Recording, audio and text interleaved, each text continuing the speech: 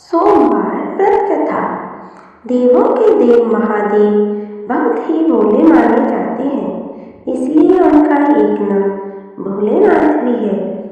पौराणिक मान्यता अनुसार भगवान शंकर को प्रसन्न करने के लिए किसी भी तरह के खास विशेष पूजन की आवश्यकता नहीं होती, क्योंकि कहा जाता है कि वह तो भोले हैं और भक्त की मन की से की गई क्षणिक मात्र की भक्ति से ही वह प्रसन्न हो जाते हैं। अगर आप भी शिव की भक्ति और कृपा पाने के लिए सावन के सोमवार का व्रत करते हैं तो इस कथा से भोलेनाथ को प्रसन्न कर सकते हैं। एक बार किसी नगर में एक साहूकार था। उसके घर में धन की कोई कमी नहीं थी, लेकिन कोई संतान न होने के कारण वह बहुत दुखी था। संतान प्राप्ति के लिए वह हर सोमवार को व्रत रखता था और पूरी श्रद्धा के साथ शिव मंदिर जाकर भगवान शिव और माता पार्वती की पूजा करता था। उसकी भक्ति देखकर एक दिन माँ पार्वती प्रसन्न होकर भगवान शिव से साहूकार की मनोकामना पूर्ण करने का निवेदन किया।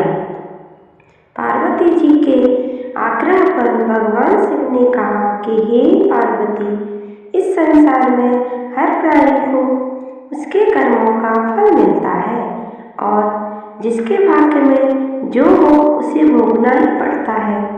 लेकिन पार्वती जी ने साहूकार की भक्ति देखकर उसकी मनोकामना पूर्ण करने की इच्छा व्यक्त की। माता पार्वती के आग्रह पर शिवजी ने साहूकार को पुत्र प्राप्ति का वरदान तो दिया, लेकिन उन्होंने बताया कि यह बालक 12 वर्ष तक ही जीवित रहेगा। माता पार्वती और भगवान शिव की बातचीत को साहूकार सुन रहा था, इसलिए उसे न तो इस बात की खुशी थी और न ही दुख। वह पहले की भांति शिवजी की पूजा करता रहा। कुछ समय के बाद साहूकार की पत्नी ने एक पुत्र को जन्म दिया। जब वह बालक 11 वर्ष का हुआ तो उसे पढ़ने के लिए काशी भेज दिया गया। साहूकार ने पुत्र के मामा को बुलाकर उसे बहुत सारा धन देते हुए कहा कि तुम इस बालक को काशी विद्या प्राप्ति के लिए ले जाओ। तुम लोग रास्ते में यज्ञ कराते जाना और ब्राह्मणों को भोजन दक्षिणा देते हुए जाना। दोनों मामा भांजे इसी तरह यज्ञ कराते और ब्राह्मणों को दान दक्षिणा देते काशी नगरी निकल पड़े। इस दौरान रात में एक नगर पड़ा, जहाँ नगर के राजा की कन्या का विवाह था, लेकिन जिस राजकुमार से उसका विवाह होने वाला था वह एक आंख से काना था। राजकुमार के पिता ने अपने पुत्र के काना होने की बात को छुपाने के लिए सोचा क्यों न उसने साहूकार के पुत्र को दूल्हा बनाकर राजकुमारी से विवाह करा दूं। विवाह के बाद इसको धन देकर विदा कर दूंगा और राजकुमारी को अपने नगर ले जाऊंगा। लड़के को दूल्हे के वस्त्र पहनाकर राजकुमारी से विवाह करा दिया गया। साहूकार का पुत्र ईमानदार था, उसे यह बात सही नहीं लगी, इसलिए उसने अवसर पाकर राजकुमारी के दुपट्टे पर लिखा कि तुम्हारा विवाह तो मेरे साथ हुआ है, लेकिन जिस राजकुमार के संग तुम्हें भेजा जाएगा वह एक आंख से काना है। मैं तो काशी पढ़ने जा रहा हूँ। जब राजकुमारी ने चुन्नी पर लिखी बातें पढ़ी तो उसने अपने माता पिता को यह बात बताई। राजा ने अपनी पुत्री को विदा नहीं किया, फिर बारात वापस चली गई। दूसरी ओर साहूकार का लड़का और उसका मामा काशी पहुँचे और वहाँ जाकर उन्होंने यज्ञ किया। जिस दिन लड़का 12 साल का हुआ उस दिन भी यज्ञ का आयोजन था। लड़के ने अपने मामा से कहा कि मेरी तबीयत कुछ ठीक नहीं है। मामा ने कहा कि तुम अंदर जाकर आराम कर लो। शिवजी के वरदानुसार कुछ ही देर में उस बालक के प्राण निकल गए। मृत भांजे को देख उसके मामा ने विलाप करना शुरू किया। संयोगवश उसी समय शिवजी और माता पार्वती उधर से जा रहे थे।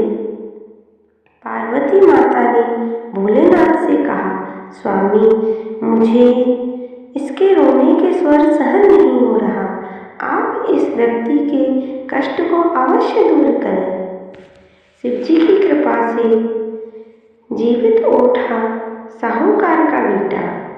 जब शिवजी मृत बालक के समीप गए तो वह बोले कि यह उसी साहूकार का पुत्र है जिसे मैंने 12 वर्ष की आयु का वरदान दिया था।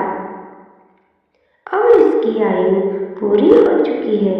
लेकिन मातृभाव से विभोर माता पार्वती ने कहा कि हे महादेव, आप इस बालक को और आयु देने की कृपा करें, अन्यथा इसके वियोग में इसके माता पिता भी तड़प तड़प कर मर जाएंगे। माता पार्वती के पुनः आग्रह पर भगवान शिव ने उस लड़के को जीवित होने का वरदान दिया। शिवजी की कृपा से वह लड़का जीवित हो गया। शिक्षा पूरी करके लड़का मामा के साथ अपने नगर की ओर वापस चल दिया। दोनों चलते हुए उसी नगर में पहुंचे जहां उसका विवाह हुआ था। उस नगर में भी उन्होंने यज्ञ का आयोजन किया। उस लड़के के ससुर ने उसे पहचान लिया और महल में ले जाकर उसकी खातिरदारी की और अपनी पुत्री को विदा किया। इधर साहूकार और उसकी पत्नी भूखे प्यासे रहकर बेटे की प्रतीक्षा कर रहे थे। उन्होंने प्रण कर रखा था कि यदि उन्हें अपने बेटे की मृत्यु का समाचार मिला तो वह भी प्राण त्याग देंगी। परंतु अपने बेटे के जीवित होने का समाचार पाकर वह बेहद प्रसन्न हुए।